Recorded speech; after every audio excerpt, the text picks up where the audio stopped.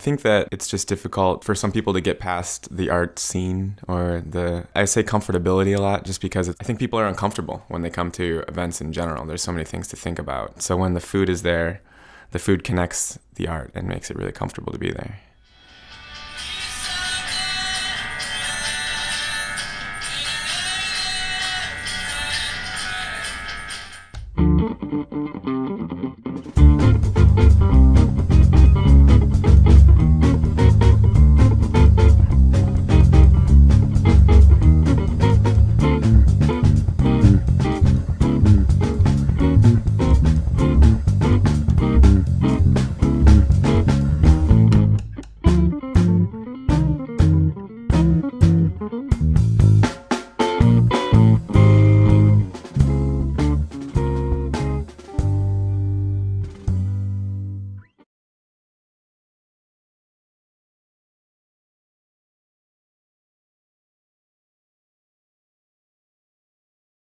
So the globe on top here is similar to the anniversary clock sculptures that Juan has. I don't know if you guys saw those. Those kind of like glass globes he's got on the sculptures, like anniversary clocks.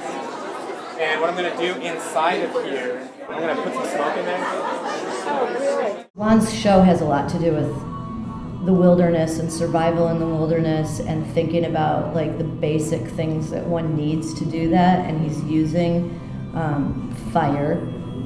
Obviously, as you would use that in the wilderness. Glenn Goldberg, whose show is called Fables in Other Places, uses this pointillist dot, really focused, but never does he go over one single mark that he makes. As this mother energy form, or a tantric symbol, or a mandala symbol. So they're both very into forms and abstractions, and this dot, this round form, has become a big thing in the show. It's a beautiful form, but it has a lot of other meaning to it. Seems like the round thing is coming out in the work and in his food. I mean, he already told me that it's going to be some kind of hamburger type of, with an unusual bun that has to do with kind of the spirituality of the show. So what are they? They're hamburgers. On the bottom is a communal host. Oh, that's scary. That's as scary as it gets. Is it? It's not. I mean, it's just bread. It's just flour and water. It's just bread. Let's say symbolically it's scary. Is it? It's symbolically scary as the art? Oh, I'm not going to go there. Not going to go there. Mustard and mayonnaise, or just mustard? Yeah, it's a mustard that has chili in it called chili de manzana.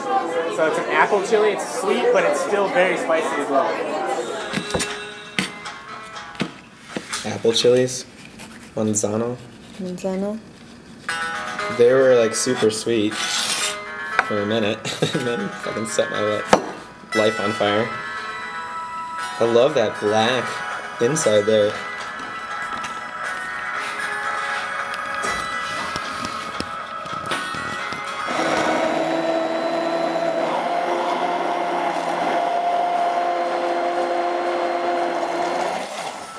And then the ketchup is mixed with a homemade garlic mayonnaise.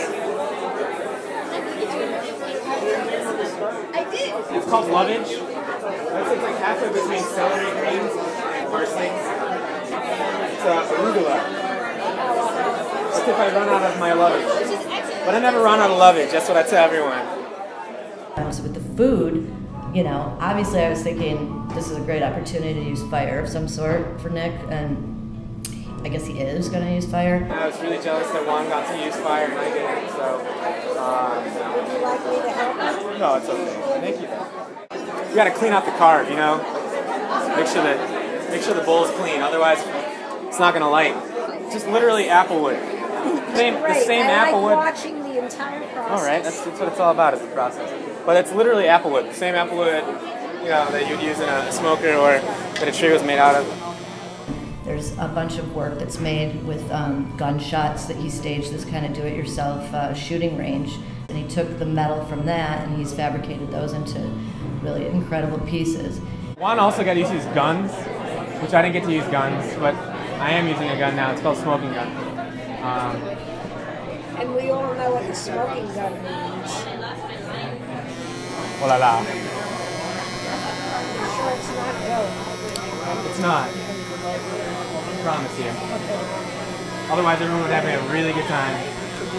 Jariah Hildwine, like a big food critic in the gallery scene. And I was always serving food at my openings, and he was always grateful and appreciative of what I did serve. You know, I always did kind of want to tie it into the work. I was thinking I need to serve quantity because so many people would be there, and I wanted people to be able to eat, and I wanted to do it on a budget. But it did start to ultimately kind of gross me out, the whole concept, because just so many people were coming to eat only and then leave, and it's the same type of people that were doing it every single time. So when Jariah told me about what Nick's doing, I was like, oh, that sounds really interesting, and yeah, I definitely would like to give it a shot. So last opening, it was fantastic because it really added like a classy, creative, super creative element to what I was doing, while giving people something to eat, so they're not, I wasn't feeding their bellies, I wasn't having to, you know, stuff them, but really get them more to think about what the art, you know, give them another art form and get them to think about the art in relationship to what they were eating, and I think he's really effective at coming up with these ideas. I think they're like really, really interesting. What is your name? I feel like I've known you forever. My name is Chaz. Jurassic? Like the park, like the prehistoric age. Are you a Chicago person, Jurassic? I am, born and raised. Are you an artist? A chef? I say I'm a food artist. I don't like to call myself a chef because I wasn't classically trained. Okay, for you, my dear. Really? Thank you. So after you have your burger, you can have a little bit of Coca-Cola. Those nuts are made with Coca-Cola balsamic glaze. On there, yeah. So that way you have something to kind of throw them all in. Tobacco on top? You can do that if you'd like. I don't like to tell people how to eat. I thought there was a very specific opportunity that was being missed by most places. Because when you go to an art show, it's like there's like grapes and cheese and Ritz and some 2-buck chuck and PBR, which is awesome. It's really nice and hospitable that people do have first step offering to make people like comfortable and hospitable in an art sense, you know. And so I thought that there was this really specific opportunity to take that little bit of hospitality and really make it an idea that hammered home the universality of art and beauty being around us all the time.